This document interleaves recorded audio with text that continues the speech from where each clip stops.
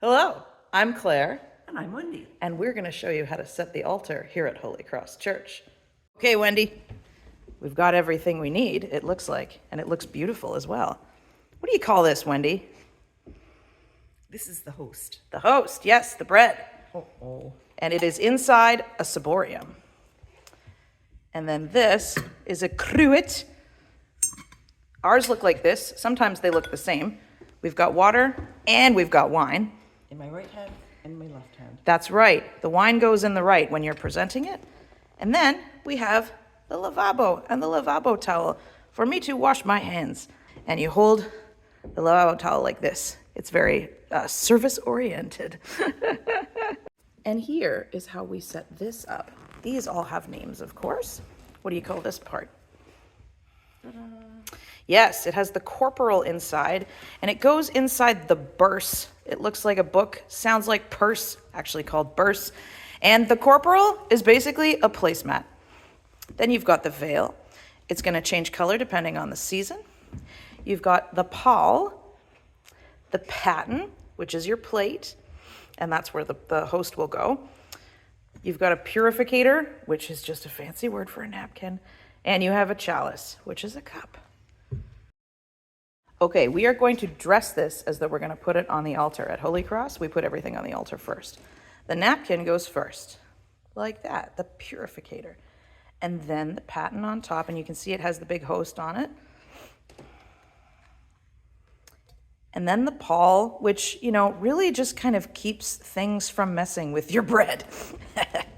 And then the veil goes on top of all of that. And then the burse goes on top with the corporal inside it, like that. Ah, beautiful. Okay, everything here is ready to go. This is usually what we see when we come in.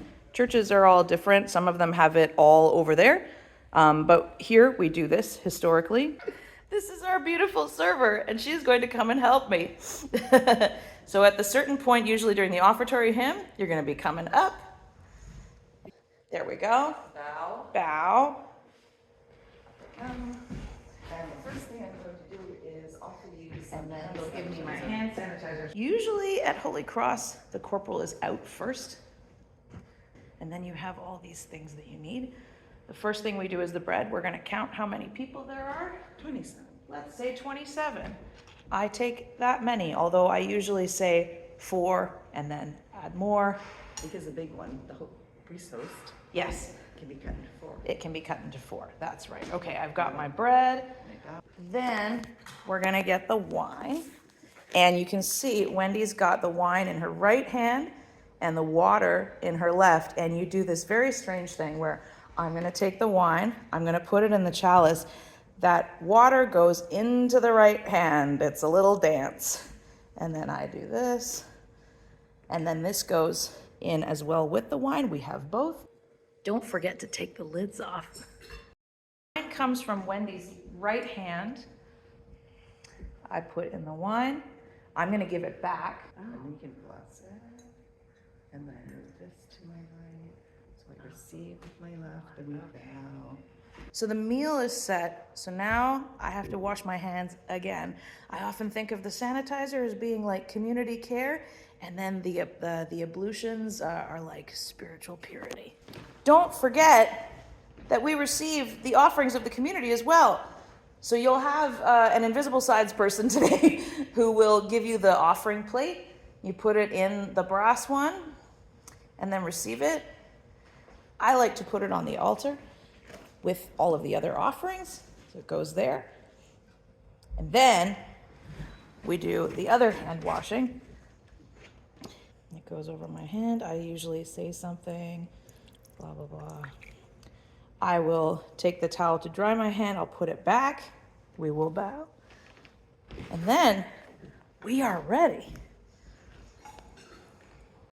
So then, of course, we serve the meal. I take the bread, and then Wendy will take the cup. And then we have a communion rail here at Holy Cross. So I'll go along here, pretend there's people here. I give them the bread. Wendy follows me with the wine. And we go until there's nobody left.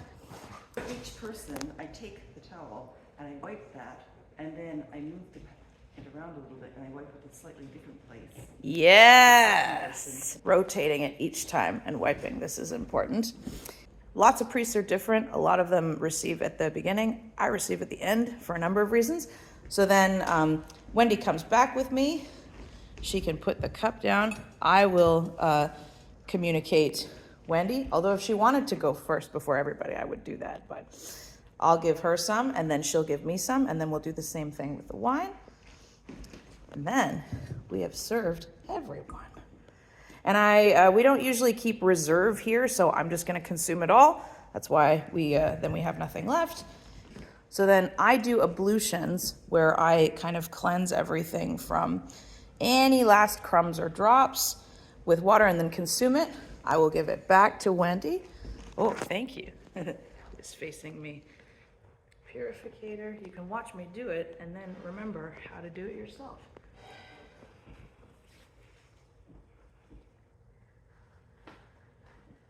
Oh, now I've gone and done it.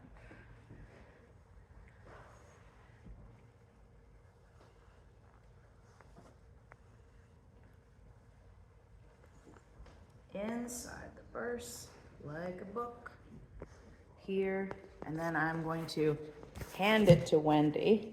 She will take it and put it back on the table.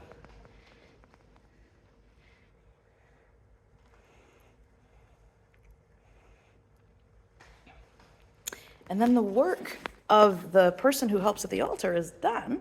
So at the end of, I guess, right when I introduce the last hymn, if you are going to be carrying the crucifix, if you're going to be the crucifer, you can follow me over to this part. We're next to the credence table here.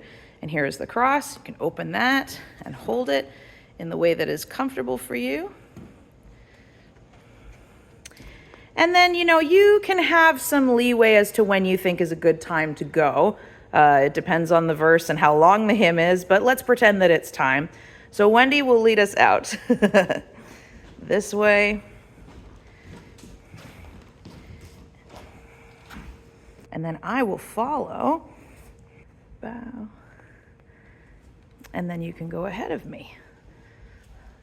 Priest is always the last one. Be careful of the overhang there. And then we are at the end of the service. I'll dismiss. And then, when we're done, we're done.